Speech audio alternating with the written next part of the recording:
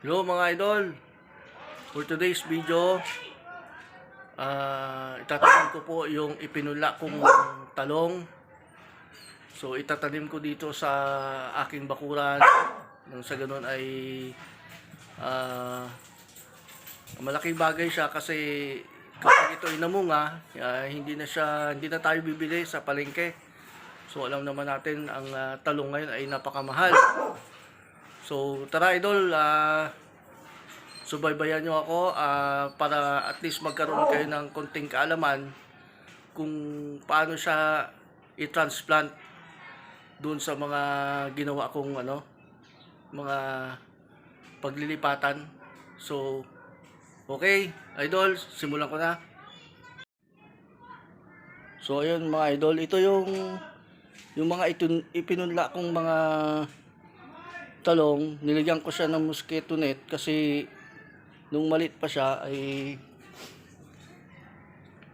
tinutuka ng ibon yung kanyang dahon. So kaya ko siya nilagyan ng mosquito net. Ngayon ito ay mga 2 weeks ko nang ipinunla. So ngayon ay panahon na para i-transplant o ilipat ko siya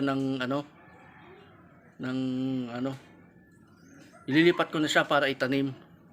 Okay, bubuksan ko na mga idol.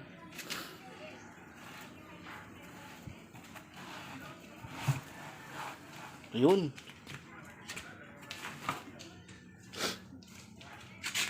Ayan mga idol, malalaki na siya. So ililipat ko na siya ng tanim. Tanim ko na siya para mabilis siyang lumaki. Kasi kung dito lang siya sa punlaan, so hindi siya ganun kabilis ang paglaki. Kailangan na time na para ilipat siya.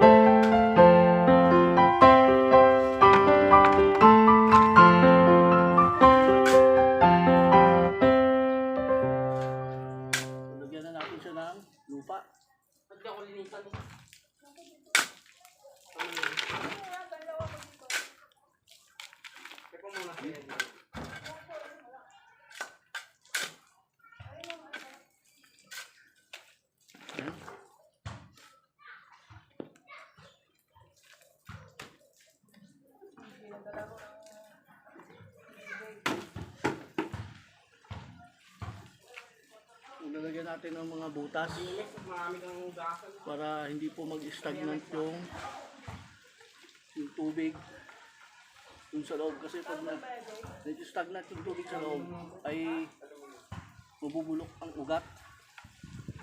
Itatanim natin talong, mamamatay yun. Dapat may mga butas siya. Yan.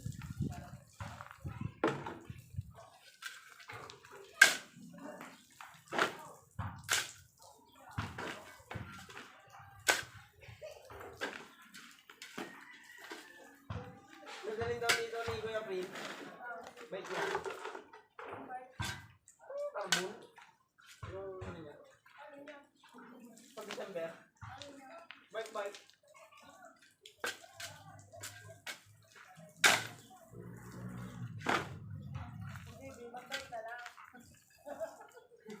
Wala pa kalate. Para sa ano, talo. So ayun mga idol, bali natapos natin siyang itanim. Ayan, so ayan na siya. So may natira pa, so dahil kulang yung aking pagtataniman, maghahanap pa ako para itanim ulit itong mga ito, mga natitira. So pagkatapos natin matanim, so diligan natin yung mga talong. So sa pagdidilig, dahan-dahan lang, huwag yung masyadong maraming tubig kasi baka siya naman ay ay tawag nito, masobrahan sa tubig. Yung tama lang. So yan, ito na yun, didiligan na natin mga idol.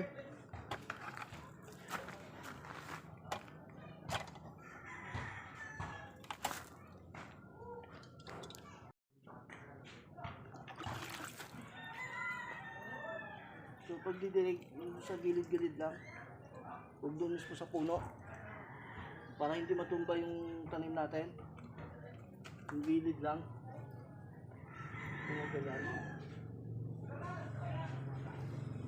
So mababasa rin naman yung ugat na absorb yung sa lupa.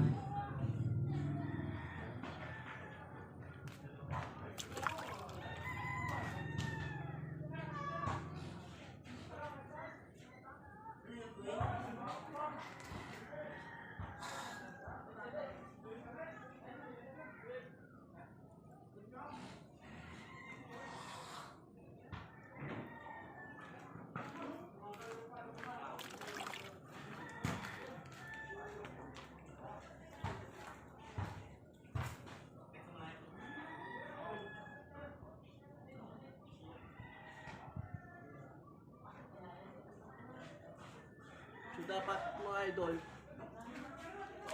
pag nagtanim tayo ng talong, doon sa naaarawan siya, huwag sa doon sa may nalililiman, kasi mabagal siyang lumaki. Kailangan niya rin ng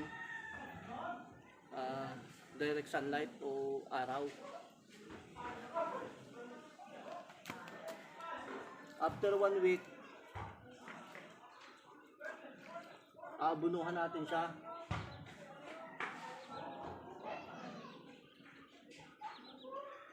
So pagtatanim naman ng talong, kanya-kanyang diskarte lang yan.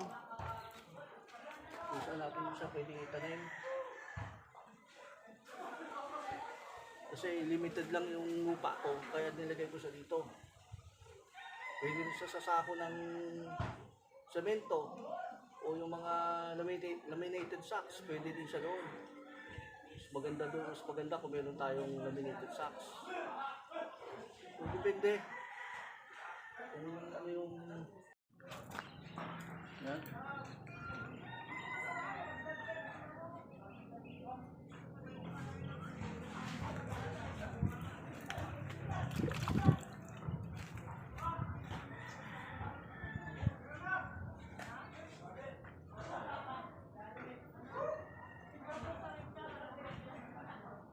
Ayun mga idol, nadiligan na natin siya.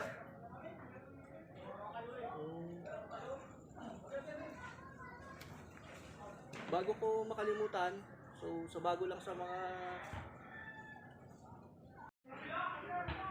ayun mga idol, tapos ko nang diligan yung mga itinanim kong talong. So after 1 week, bunuhan natin siya para mabilis siyang lumaki. So bago ko makalimutan, sa bago lang sa channel ko, don't forget to subscribe on my YouTube channel, Kabayan Bilag, and don't forget to click the notification bell para updated ka sa mga susunod ko pang videos. So after 1 week, babalikan natin siya at titingnan natin kung ano yung improvement, kung lumaki na siya yung tanim nating talong. Dun sa mga gustong magtanim din ng talong sa kanilang mga baku-bakuran, so sundan nyo lang yung ginawa ko. Magpunla tayo ng talong sa isang container. Kailangan yung quality ng lupa maganda para mabilis siyang lumaki. After 2 weeks, so ilipat na natin siya. So yun mga idol, abangan nyo yung susunod kong videos. Please support my YouTube channel, Kabayan Bilag. So thank you very much and God bless po.